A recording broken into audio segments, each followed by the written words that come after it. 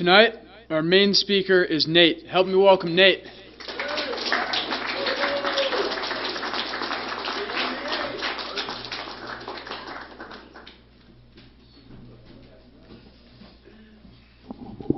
Hi everybody, my name's Nate. I'm an alcoholic. I'm trying to scoot this a little closer and a little get up here. September 15th, 2008. It's the last time that I've had to take a drink or put anything in my body. Mind altering. Do the math, that's 11 years. And I've had the pleasure of giving the gift of ending up in Alcoholics Anonymous. Because I didn't deserve it. I was a terrible person. I'm just clearing out my pockets. I'm not sure why. But, yeah, Pat. Wow. I got to sit with Pat when he was brand new to me. Brand new to me. I'm brand new to this thing, but there's this thing that happens when somebody comes in and they just look like a zombie and there's nothing, you know, and that was Pat, and there was no light behind the eyes and no hope, and really just beaten down into a state of reasonableness by his alcoholism just enough where he wanted to listen to somebody. And to see you now, man, and to hear you up here is like, man, it's an experience, and I get to do that I'm blessed. I get to do that all the time. I really do. And it's just one of those things, man. You come in here and you just get struck by fear, you know. And that's what happened to me. Is I walked into Alcoholics Anonymous and it's just petrifying because I don't have a power anymore. You know, because I'm like Pat. I drink no matter what, and I drank those big old handles of vodka, and you just get so beat, and then you come in here and you're just scared of everybody, and somebody's trying to have a conversation with you and you don't know how to do that because I'm, you know, retarded emotionally, spiritually, you know, and it's just one of those things. Sorry, I apologize for using that word. I'm trying to work on my language because I cuss like a sailor and it's starting to rub off on my kids. It's not good. But yeah, I came in here, I was scared to death of you people. You people. I was scared to death, I was, you know, and because I don't have any skills. I don't know how to talk to people. I don't do people well. And I wanted to leave. And I got a reminder tonight at my home group. My home group was right before this, and there was a new girl in there. And, you know, she took off. Like right as the meeting started, we're getting out chips, you know, and a couple of women in my group got up and bird dogged her. You know, that's what we do. We bird dog newcomers at my home group, and you're going to get chased down if you're new, you know. And that's what happened to me is I got here and I wanted to leave, and this guy named Tyler, who's still sober and lives in Austin, Texas, came out and said, man, you don't need to go. We want you here. I said, are you sure? Because I feel like everybody's talking about me, and I feel like I just don't belong. He's like, yeah, you do. That's exactly the reason why you belong here, you know. But I drank, you know. I drank. I'm not like Pat. I actually like blew off my DARE assignment, and I never actually did it. Never even turned it in. Because by that time I was already a little mischievous asshole who thought he knew it all, and that, I guess, is what I did. And I was smoking cigarettes, you know, in like 4th, 5th grade, you know, stealing packs of cigarettes and going down meeting the kids in the woods before school and smoking cigarettes. And that's what I did. That's what, you know, came about. But I took my first drink when I was 12. And I'm from Madison, Wisconsin. And, you know, there you get like school delays or whatever because it snows so much that they need time to clear the roads. And my mom's wine was sitting there, and I drank a ton of it. And I got hammered drunk and went to school, and I drank by myself for the first time, you know. I wasn't really partying. I just did it because I wanted to feel better. And it happened. You know, that thing we talk about in here where, like, I felt comfortable. I was able to talk to people. I was able to think I was, you know, fairly attractive looking. And I found that my solution that I had been looking for so long in my life.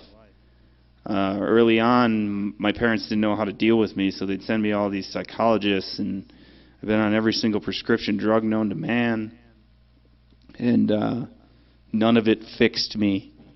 You know, none of these prescriptions that these doctors gave me fixed me. And so my mom would get fed up with that doctor and think that they don't know what they're doing. So they'd send me to another one, and then that one would give me a whole new slew of meds, and I'd take those, and it still didn't get fixed. What I needed was a drink. You know, that's absolutely what I needed. I needed a drink, and once I got that, it worked. You know, and it was good for a while. You know, I like the effect produced by alcohol, and I'm going to do it as much as I can. And I did. You know, I set forth doing that. And it didn't get bad all at once. Sorry, I've had a cold for like a month and a half. And it didn't get bad all at once, you know. And nobody died or, you know. I didn't go to jail right away. I was always getting bad grades, so that was like no change, you know. But I did it a lot. I did it as much as I could, you know, smoking grass and, you know, back, I like grew up in like the 90s, so it was like raves and ecstasy all over the place. So I did a lot of that, and that's why I don't have a high IQ, I think. But, you know, it was just whatever you got, you know, and I would do it, whatever you had, I would do it. And I barely graduated high school, you know, and I made it through, and I think I was just out of high school when I got my first DUI. I ended up with 3 of those by the time I got sober. I had 17 underage drinking tickets by the time I turned 21. You know, just a lunatic. You know, I absolutely was. And,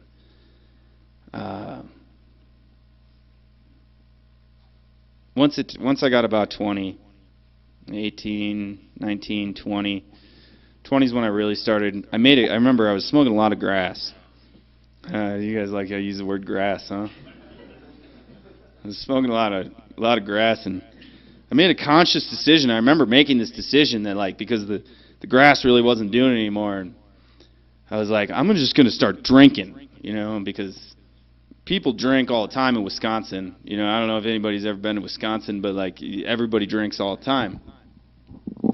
And I made a conscious decision that I was going to put down the weed and pick up the alcohol, and it just got terrible right away. You know, there's a couple other things that happened at that time in my life. You know, somebody got pregnant, and I'm a full-blown alcoholic, and it was like between me and my buddy Roach. Whether it was like me or him was the father, you know, and I just used that excuse to dive deeper down in the bottle, and really it wasn't. Looking back on it, it wasn't an excuse to dive down deeper in a bottle. It was just I get to dive down deeper in a bottle right now because I got an excuse. You know what I mean? Because that's the truth of the matter. I don't drink at things. I just drink because I drink, and I'll use a lot of outside influences to make it okay for me to justify these actions of mine. When really I just need to feel. But yeah, so that person got pregnant, you know, and I was drinking, and it's just getting worse and worse by the day, and I'm 21 years old, and I'm sitting in these bars on a Monday at like 8 a.m., you know, in the tavern, and I'm sitting here talking to these guys who are like 60-year-old full-blown alcoholics, and we're having conversations about how bad our alcoholism is, and I'm 21 years old doing this. You know, and I actually look back on that, and I really enjoyed that. And it was because I was with my people. You know, we had a terrible solution, but it was like we were sitting there talking about our alcoholism, putting down the solution, instead of, you know, coming here and applying our solution that we have here. But I did. I you know, just made it my life. My sole purpose, very shortly, was to drink. It came before everything else in my life. Turned out that kid wasn't mine. He was my buddy Roach's. And they're actually married today, and they got like 3 or 4 kids, and they're like really happy, so that's awesome. But I didn't stop drinking once I found out the kid wasn't mine. I just kept drinking. And all these things happen, I do things where I take hostages, and somebody comes in and I'm going to, nab you because I need somebody else other than alcohol to make me feel as well. And I'm going to use you and I'm going to abuse you for your place to stay or, just your money, your things to, all that stuff, and they're always sick relationships because, you meet the person in the bar and it goes bad and, it's just, it's always bad. But I do that. I take hostages, and I did that. And that went really bad. And I was just, at this point in time, I was a full-time alcoholic. I became unemployable. I was throwing up when I wasn't drinking. I was shaking, having seizures, checking myself. And by this point, I knew that I had a drinking problem. Even people in Wisconsin were telling me that I was an alcoholic, which, is you're like reaching a whole new upper echelons when the people in Wisconsin tell you that you have a drinking problem. And so I started being like, all right, I'm going to quit, and I'd stop and I'd make it about, 14 minutes. And then I'd pick up the drink again, and I dumped the bottle down the drain and I would literally set it down, sit on the couch, get up, grab my keys and go back out the door to get more because I can't do this. I absolutely cannot do this. And I was like, well, okay, now I need to check myself into these detoxes, So I checked myself into this detox, and it wasn't like a nice detox that like they got nowadays where you like get Ativan and all this stuff. This was like where they take the homeless dudes in Madison that they find on State Street and I would just sit in this place and just they'd throw you in this room and you'd just be fucking seasoned and just ready to buck right up out of there, and people are screaming and shit all over the place because it's like where they take all the drunk people that they find on the street. And I remember I went to an AA meeting in there one time, and I wasn't ready to hear anything, but I walked in and there was this dude in this full-blown Tigger costume sitting in the AA meeting. That was the first meeting I ever went to. And that's the type of shit, and so then I'd get out and I'd swear it off forever and I'd be like, I'm fine, I'm good, and they wouldn't let you do this until you could pass these tests. I remember they had where they'd make you stick your tongue out, and if your tongue was shaking, they'd make you stay longer, and just these really weird tests that they had me do. And so I'd talk them into it and I'd be like, this is my aftercare plan and I'm going to go straight into a out care facility or whatever the hell, they had. And I'd get in the car and I'd say, take me to the liquor store. Every single time. Every single time. Because this time was going to be different for me. Best thing I ever did. Cut all my anchors. I got rid of everybody in my life that was telling me how to drink. And I walked into an apartment complex and I said, hey, you guys got an apartment? I don't have a job. And they said, yeah, sure, come look at this one. And they rented it to me. And that was my place that I went to die, essentially. At this point in time, I'm yellow. I'm absolutely just completely jaundiced, and I'm throwing up when I'm not drinking. I would do this thing where I would pass out too long. And if I woke up and there wasn't, I had to have a steady 0.2 something alcohol level in my body because even the alcohol wouldn't stay down after, a while. And so I'd have to DT myself on the couch until I was not sick enough that I could drink alcohol again. And I was drinking them 175s of pop-off vodka, and we pulled the restrictor out of there because nobody needs that. and I wasn't mixing it with anything, and I'm just drinking it right out of the bottle, and it sits on my nightstand. And that was my existence. I was just a full-time drunk, and stealing money from my parents to pay rent, and and something happened where I'd do these things where I'd try to, kick on the couch, because I was constantly pseudo trying to sober myself up, and I kicked on the couch one time. I fell into an alcohol psychosis, which I didn't know this was what it was at the time, but I literally started hallucinating, and I was outside in Madison bottomless, out by the dumpster, and I was digging through the dumpster, and I just remember these two cops coming up and being like, "Hey, what are you doing?" And I was like, "I live right there. I lost my keys." And they were like, "Okay, you're going to detox," right? And so they loaded me up in their rig and took me that same detox, and I remember I was really, really sick. My body felt even worse than it normally did on any given day, and I knew something was really, really wrong. And they took me into that same detox that I went into, and the guy who ran it, who was the front desk clerk thing, was like, "No, this is Nate. He's a terrible alcoholic. He needs to go to the hospital."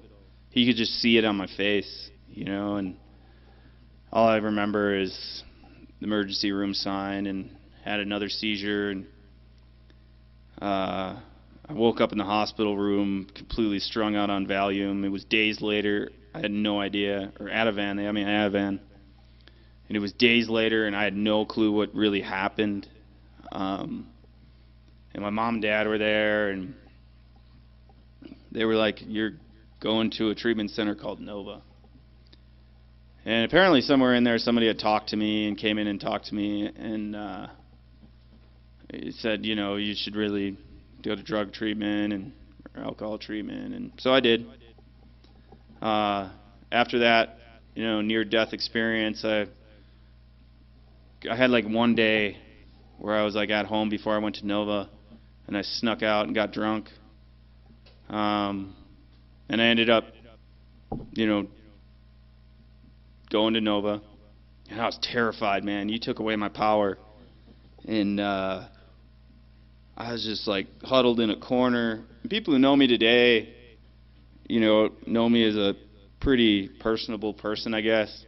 I think some people probably hate me, but that's for a whole nother reason that I'll get to later. But and I didn't do much there. I had the worst heartburn in the world. I played a lot of volleyball. I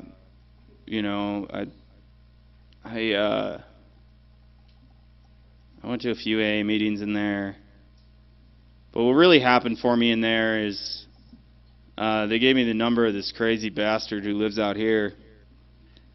And I called him, and he was going through his own shit, so he was extra crazy, and he's just like, "Just come out," and I really dodged a bullet, because I missed this whole circle up thing, which is a story for a different day, but he just said, "Just get out here." And so I hopped on a plane, and what happened for me in there was I had a moment where I was like, I can't do this thing my way anymore, or myself. I don't remember how it came out or played through my head. It was either my way or myself. I don't know. But I said okay. And that's what I've learned to do in Alcoholics Anonymous, is just say okay. Because something had happened to me where I ceased fighting. I really knew that my ass was kicked. And I really knew that I didn't know what the fuck I was doing. And I really knew that I was going to die for the first time in my life. And so I just said okay. And then I showed up, and the guys told me, "Just say okay." I said, "All right." And there was this real pinnacle, turning point type deal thing where you guys know, you go to treatment or a halfway house or something, and you circle up and you tell these people your story. And I remember I lied, because that's what I do, I lied and I said something to make myself sound cooler, like I lived in California for a bit, when really, like, all I did was go visit my brother who lived there for like a week. You know? And I said this, and all of a sudden, I don't know what happened, but there was something in my gut that couldn't live with that. It was a feeling that I've lied a million fucking times in my life, you guys. And for whatever reason, that time that I told that lie, I had just this sinking, sick feeling about this stupid lie that I lived in California, you know. And at the time, the guy who's been my sponsor for the last 10 years, well, 11 years, I guess now. He'd do this thing where we'd go out and job search, and then he'd meet us at lunchtime. And I sat with him down at the park, and I told him about this lie I told the guys. And I said, I just lied to these guys about this stupid thing in my story. And I don't know why I did it. And he said a bunch of shit, and I don't know any of what he said whatsoever. The only thing I heard him say through the whole conversation of us sitting there for about 2 hours was, go back to the house tonight at Circle and tell the guys that you lied to them. That was it. That's the only thing I heard. It was a direct instruction. I can do that. Because you try and work on my brain that new, and it's just like, no, you give me action, and I can do action brand new. You tell me to go do A, B, and C, and D, I can do that brand new. You tell me that I need to pray to this God and get direction, I don't know what that looks like. I don't know what God is when I'm brand new. I have no clue. I don't even know. You're asking, like, you know, me to decipher God from truth at 2 days sober? You know, absolutely not. You give me direction and I'm good. Like, if I'm surrendered. You know, but you told me to do that, so I did.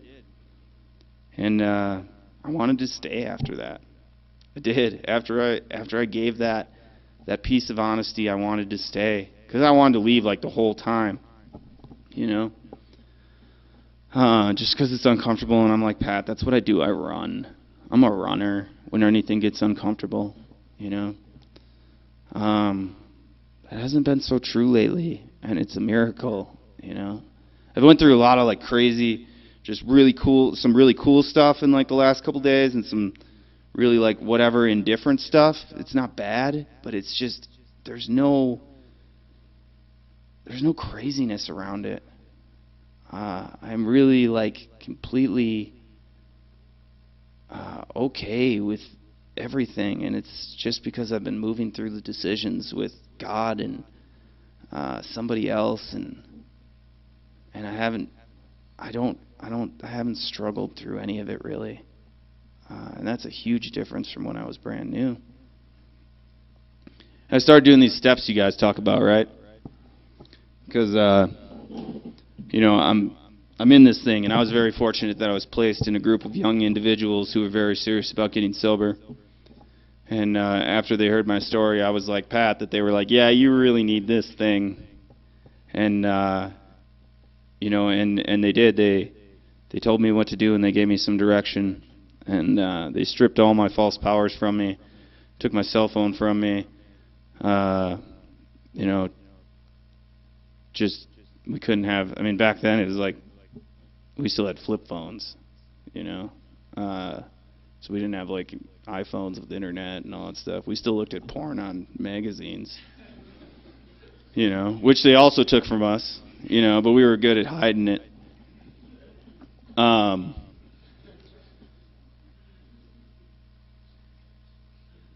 So and it was just basically like, okay, this is what you're going to do. You know, and I said, okay. And I fought it sometimes, you know, unknowingly. I was, you know, a rebel without a clue very early on in sobriety. Thought I knew what I needed, and I didn't. Pat touched on something that was really, really good, and it was like, yeah, I kind of want what you have, but the thing is like, I have this box over here. And I'm willing to take your suggestions as long as they fall in line with my plan over here. You know, and that's like a huge thing in Alcoholics Anonymous. It's like, I will do what you say, but it has to look the way that I want it to look. You know, and I think that there's so much of that, and it's like I just had to let go and just jump into the abyss and be like, okay, I hope you guys know what the fuck you're talking about, because like I feel like I'm gonna die of fear.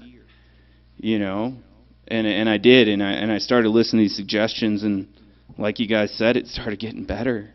You know, it started to turn around, and they said, okay, now you get to go home on your amends trip, and you get to make amends. And I was like, when does this difficult shit stop? You know, it's like, this is insane what you guys got me doing. And the truth of the matter is, you guys, the difficult shit never stops in Alcoholics Anonymous, so sorry about that. But the truth of the matter is if you don't do the difficult shit, you're going to end up still being the same guy you were before you got here, and that guy can't live here. And that's what happened to me. Is the guy that came to Alcoholics Anonymous could not live here, and when I had that moment where I decided to get honest with my fellows, that's when it shifted for me. That's when the surrender occurred. And I've been doing it ever since, you know. And yeah, it's just like, once you're able to somewhat let go of, I want this and I will do this, but it's not going to be my way, things really start to get weird around here and shift in a really cool way, man. Like, you get a freedom that you would not believe, and that's what I'm here for. And that is the absolute truth. You know, I absolutely need to be a free man, and I've been a not free man in Alcoholics Anonymous. I've been a 7 years sober person, you know, and I do the little finger things because to me sober means something different. Sober means sane, happy, and free. And I have been absolutely not that in Alcoholics Anonymous. So much so where I was thinking of taking my life. You know, and but to back it up a bit, like, I had a ton of shit that happened in sobriety. And it's funny, like, I really like having guys like Pat around because he's so close to it, you know, that I feel like he's probably actually better with newcomers than I am today. You know, I would trust Pat to sponsor my daughter over me at 11 years sober.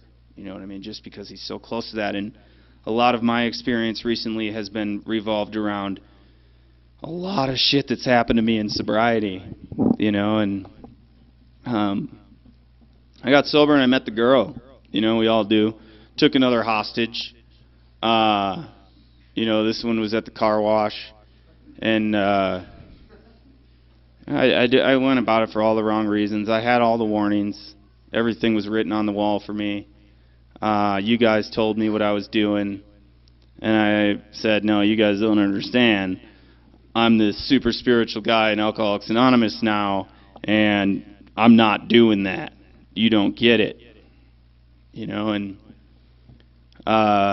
you know, and she stayed sober for a while, and I stayed sober for a while, or I stayed sober until now. And we started off this journey of Alcoholics Anonymous together, and she's a real alcoholic, and I'm a real alcoholic, and we're just real involved in AA, and we're doing this thing together. And I continue to grow, you know, and then she got pregnant. And I'm like, oh shit. Now I got to actually like get a real job and, you know, get a house for us, because, you know, that's what everybody does, and I got to get, you know, stuff for us to do on the weekends, and, you know, I got to get a good bank account in case, you know, something happens. Well, nothing ever does, but yeah. And slowly or surely I started to walk out of Alcoholics Anonymous without even knowing it. If you would have looked me in the face, I would have told you I was a member of Alcoholics Anonymous. I was absolutely not. A member of Alcoholics Anonymous does what the ladies and gentlemen at my home group do every day, which is bird dog people and come early and set up and tear down and work with the newcomer, and does everything they can for Alcoholics Anonymous. I mean, that's what I was doing early on, and I stopped doing that. I did. And I got pretty ill, pretty fucking delusional, and just crazy. You guys, I'm talking just nuts. And she drinks. And it got bad right away. It wasn't one of those things where it was like, she was sipping wine coolers. It was like, no, she's like pounding Fireball in the backyard, passed out.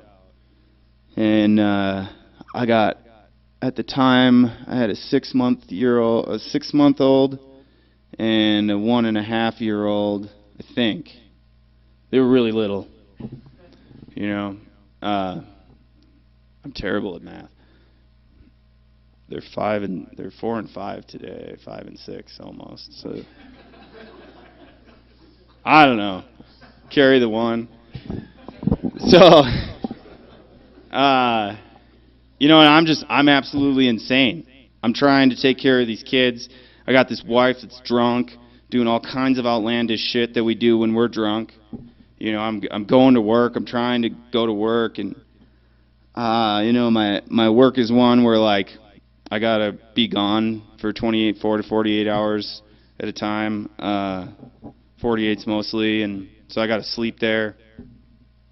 And you know, I'm finding out that she's like bringing fucking dudes in treatment centers over to my house with my kids there, and she's driving down the I-17, crashing her car with my kids in the car, and shit's just going terrible, you know.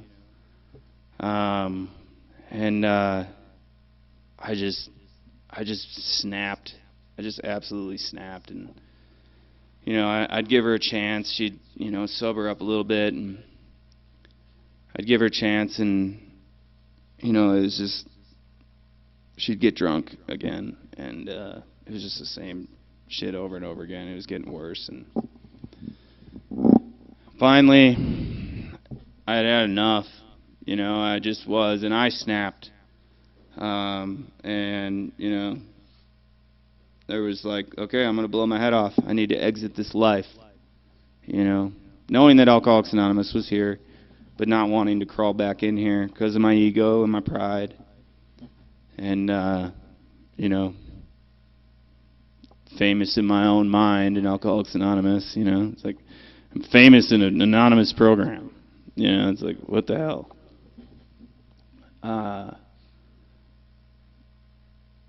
But I did. I came back at about 7 years sober and started going to this meeting, the afterwards group, and I walk in there and I'd say, look, I know this is the only solution for a guy like me, but I really do not want to be here right now. And everything inside of me wants to leave. And I just really need to be here. And I just kept showing up and sharing that same thing like over and over and over again, pretty much. You know? But I was there. You know, and you guys didn't treat me like I had a disease. I have had groups do that. Please be mindful of that. That is not good. When you're just dying inside and you got people treating you like they're gonna catch something, you know. Please don't do that. But I did. I landed in a good group, and I slowly started to show back up at this halfway house that I'd went through years prior, and I started to work with guys, and I started to come around again. And the lessons started coming back in, and I started to become inspired again. I don't know if you guys, some of you might know what I'm talking about when I talk about being inspired in here. But there's something that happens where that zombie goes away, and this turned-on human being comes. You know, and I see it in Pat, man. Like, I see the inspiration. And I just see it like he's going to do some really cool things in his life, you know, and he's a guy who should be fucking dead or in prison, you know. And that's like me, man. Is like I've done some really cool things in my life, and essentially what ended up happening, you guys, is I got back here at 8 years sober, and I realized that like all these lessons started flooding in from this terrible time in life that I had. And all these things just started becoming evident about, you know, like what I had done to myself. And I say that, you guys, and I'm running out of time, but there was things that happened to me in sobriety that I could have easily used that card and been like, yeah, but this happened to me, yeah, but this happened to me, yeah, but this happened to me, and I did do that. But something happened where I realized one more time that it's all problems of my own making, and it's all things that I had transpire of me managing my own life, and it's all things that I had transpire out of just stubbornness, because I'm a stubborn asshole, man. I am. I'm just a, foot stomping 5-year-old child like my daughter. I don't wanna do that. You go hang out in treatment center, you'll hear a lot of I don't want us. Sorry, a lot of you guys are in treatment, but you guys all know it because you hear it all the fucking time. It's like, oh, I don't want to, and it's really like what a 5-year-old kid does. And I did that, so I'm not up here judging anybody. I'm just saying, you need to get to a spot where you want to. And this program isn't for people who need it. It's for people who are ready to do it. That's all I got. Thanks.